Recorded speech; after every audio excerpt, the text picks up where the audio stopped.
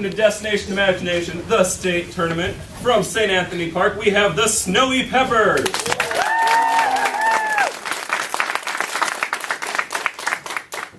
Just a reminder to please turn off any cell phones, pagers, beepers, anything that might go off during the performance and make noise and disrupt this team during their fabulous performance. The team has said yes to videotaping, but ask if you're going to take pictures, please turn the flash off.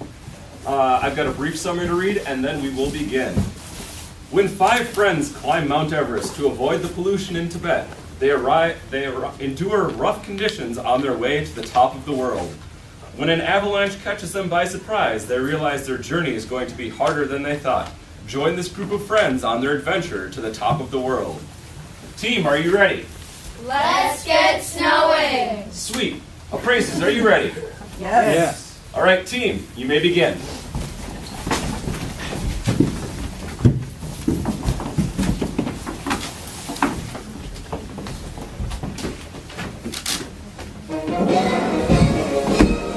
They were trudging through the snow, all about to collapse and freezing to the bone, thinking they would not make it through the night. Wait! You probably have no idea what I'm talking about. Let's start at the beginning, in the year 2345.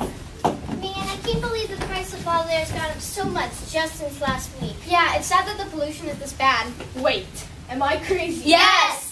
You didn't let me finish. I was going to say, am I crazy for thinking that there might just be one place on Earth that isn't polluted? And where would that be? Well, think of the highest place on Earth. I know, Mount Everest. Are you suggesting we climb Mount Everest? Well, I'll do it. I would rather bet at a hotel. This works too. Let's get planning. And so the climbers went off planning their trip to the top of the world, but little did they know of the trouble that awaits them. Hey guys, do we have everything? Yeah, I brought these cool vests that reflect your own body heat, making you extra warm.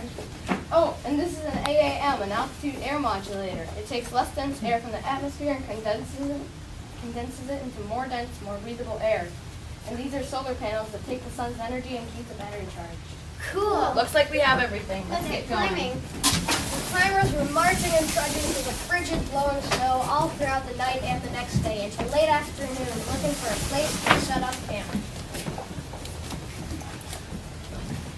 Us five climbers. Us five climbers. Trudging up Mount Everest. Trudging up Mount Everest. Marveling at the view. Marveling at the view. Being snowy peppers. Being snowy peppers. Oh, guys, this is a great place to build a snow cave. Yeah. Oh, this is so much work. But I bet it'll pay off. We have a really cool dinner. They're food capsules that have a full meal in just one tiny little pill. Cool. Baked potato. Spaghetti meatballs. Yeah. Earwax. I don't even know they put that in there. We better get some rest. We worked a lot today. Yeah. Wait, what's that noise? Oh, go back to sleep. It's probably just the wind. Guys, it's an avalanche. Take cover.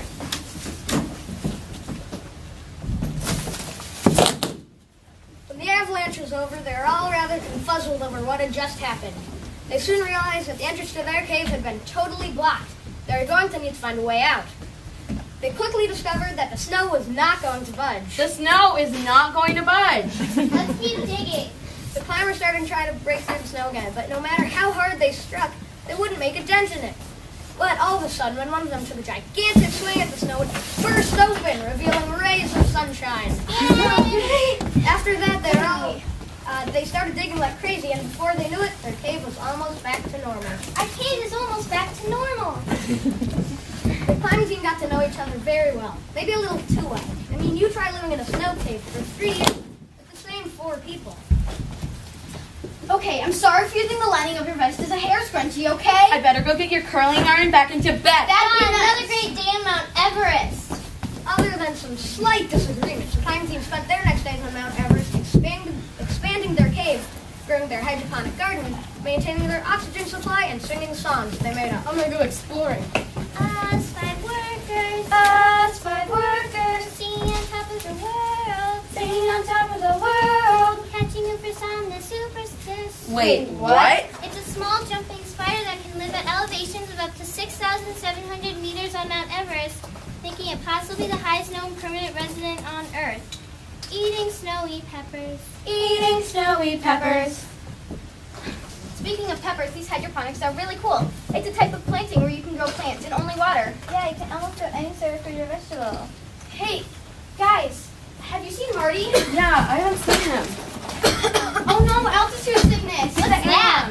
Well, altitude sickness is, high altitude is considered about 8,000 feet, and we're at 20,000 feet, where the pressure of the oxygen drops to 1/2 of what it usually is at sea level, making it harder for someone to breathe. Therefore, altitude sickness.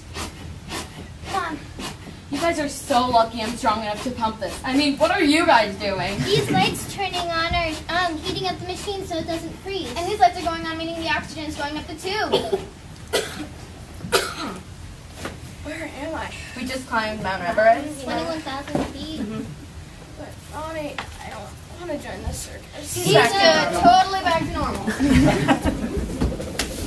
Guys, what's that noise? Oh my gosh, what is that? It's a Yeti! Just kidding, your faces were priceless though. Hey, Who are you? we are rescuers from the Search and Rescue Association, also known as SARA. Sarah? Seriously, what's with all the acronyms? How did you find us? Well, your extreme gear was sending off a signal, and as soon as the wolf found out that you were the group of friends that had been gone for 3 years, we all thought you were dead. So our search and rescue team came up to find your bodies. But we're famous! Woo! Well, we better get going. There's a helicopter a little further down the mountain. We would have brought it higher up, of course, but the air was so thin it couldn't fly.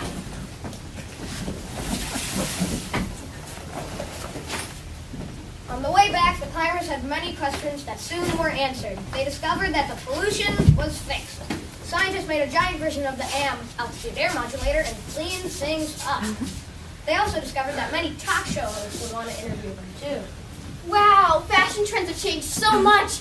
I love it. Me too. Living with girly girls made me such a diva. Sorry to interrupt you guys, but I'm Carl Zeus from our Tribune newspaper. Is it okay if I ask you a couple of questions? Sure. What was it like on top of Mount Everest? Well, the youngest to summit was 13 years old, but we beat them even though it was cold. When we decided to climb 29 Eiffel Towers, we knew it'd be hard, but we ain't cowards. Frostbite in 5 minutes is nothing for us, because we have vests and we weren't gonna fuss. But when the avalanche happened, we thought we were screwed. But look how far we've gotten now. Nothing rhymes with now except how. Move! Wait, is that my cue? Speaking of avalanches, did you know they can travel up to 80 miles per hour in 5 seconds? Ooh, that's fast. But not as fast as me. We're climbing on top of Mount Everest on a clear, bright day. But did you know that a couple got married on top of Mount Everest in 2005? A destination wedding. How sweet! But not all this is clear and bright. We almost didn't survive the night. We're at the top of Mount Everest. Time!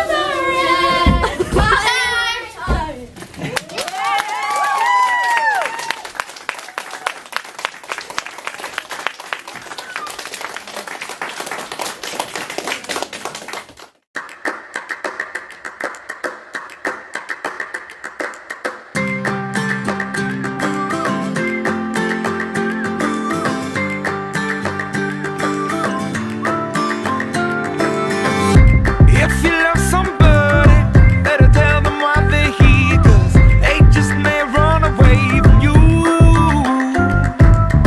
You'll never know quite when, well, then again it just depends on how long the time is left for you. I've had the highest mountains, I've had the deepest river. You can have it all, but life keeps moving. I'll take it in, but don't look down. 'Cause I'm on top. Second place goes to the Snowy Pepper.